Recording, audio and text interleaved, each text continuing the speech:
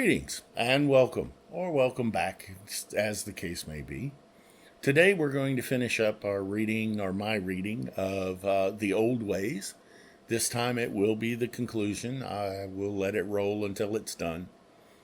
To go back over, our main character, Ganita, has the forge, the Lady of the Lake, the smith, I should say, has forged Excalibur, given it over to Uther Pendragon, and for her troubles, her apprentices have been slain, her forge set on fire, and she's in a boat out in the middle of the lake. So let's pick up there. Hope you enjoy it. Let's get started. Good. You're awake, witch. Edwin's voice held delight.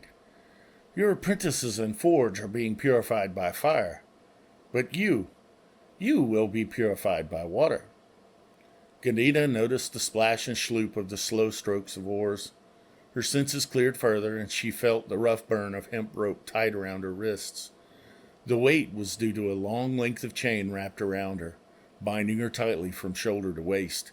With a grunt, she struggled to a seated position, leaned against the side of the boat, and looked about. Her still-dazed mind noticed that the boat was sitting low in the water, and then her eyes fell on the anvil. It was the heaviest from her forge, and the chain was looped around it toe and heel, and the ends bound tightly by a wedge through the hardy hole. Why?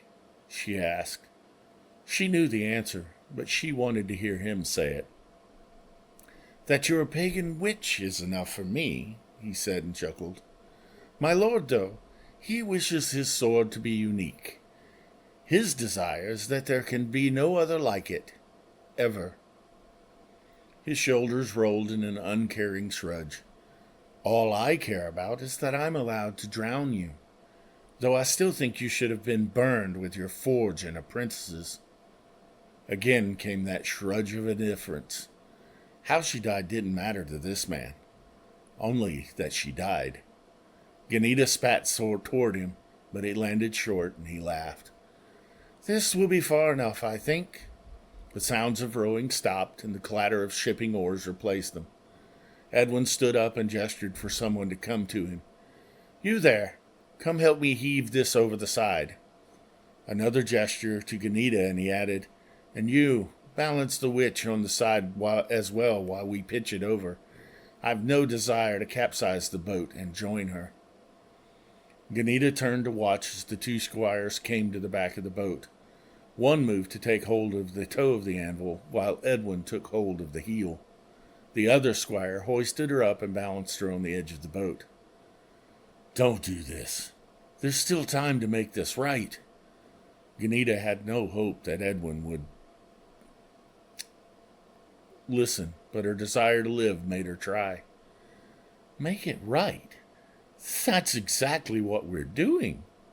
Edwin's face was red, and he was grunting from the weight of the anvil as he helped lift it to the side. The boat listed precariously with the unbalanced weight. Goodbye, witch.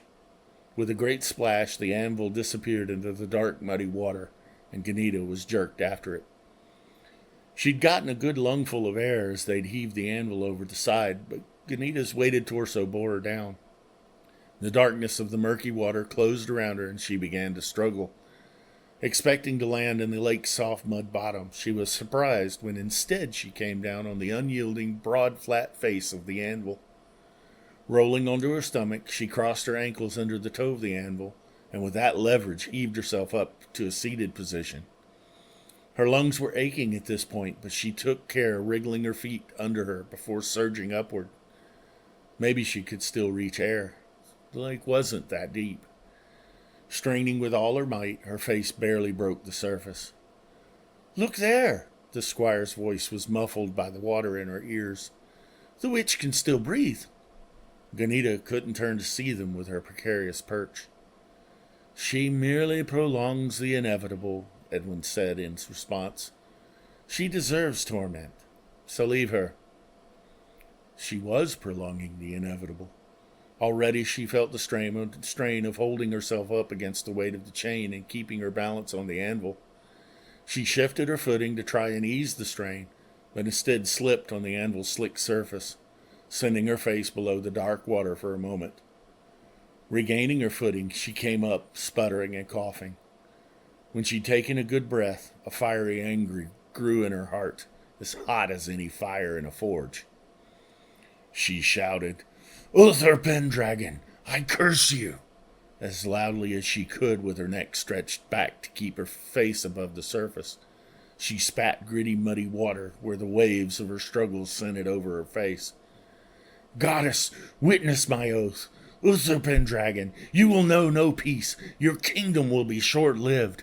Your life forfeit for the lives you have stolen, and your heirs are cursed with you." Her face ducked below the water again as the grip of her toes slipped. She found her balance, though, and came back up. "For them, father will fight son, and your spawn will turn against each other. The land will wither under their rule. They will know nothing but blood and strife." She felt the anvil begin to shift in soft mud. In a final rush, she shouted, "All this until Excalibur is again in my hand." The anvil turned and she lost her perch. The chain dragged her down with a final gasp. On the shore, Uther heard and he laughed. His men laughed with him. Edwin the loudest of all. One of the squires spoke up and asked, "Isn't that why we should have silenced her, my lord? The death curse of a witch is said to have power." Uther laughed all the harder as he turned to mount his horse. Edwin cuffed the lad. "You know your place. What power could the witch have? We slew her apprentices and burned her house and forge, and drowned her. What power could her dried-up gods have when they couldn't stop us?" The young man looked chastened and helped Edwin to mount his horse before turning to his own. "She had power enough to make a blade," he said, keeping his voice low so as not to be heard. Before he followed his lord, though, he cast a final look at the lake. He gasped, for the setting sun and the wind made the water dance and flicker like flames. The wind itself sighed in laughter. As he watched, a hand lifted from the murky water, open and expectant. His head jerked toward his lord with his mouth open to shout a warning. There he saw the ruby pommelstone of Excalibur glowing like a malevolent eye. His jaw clacked shut as the glow dimmed from the ruby. With a flick of the reins, he followed after. And that's the end of The Old Ways. I hope you've enjoyed the readings. If you've come in the middle of this, I invite you to go back and listen to the other 4 parts. And, I hope you'll be back for next week for another reading from another piece that I've written. And until then, if you liked it, give us that thumbs up, give us a like, give us a subscribe. And we'll see you next time. Till then, have a good day. Bye.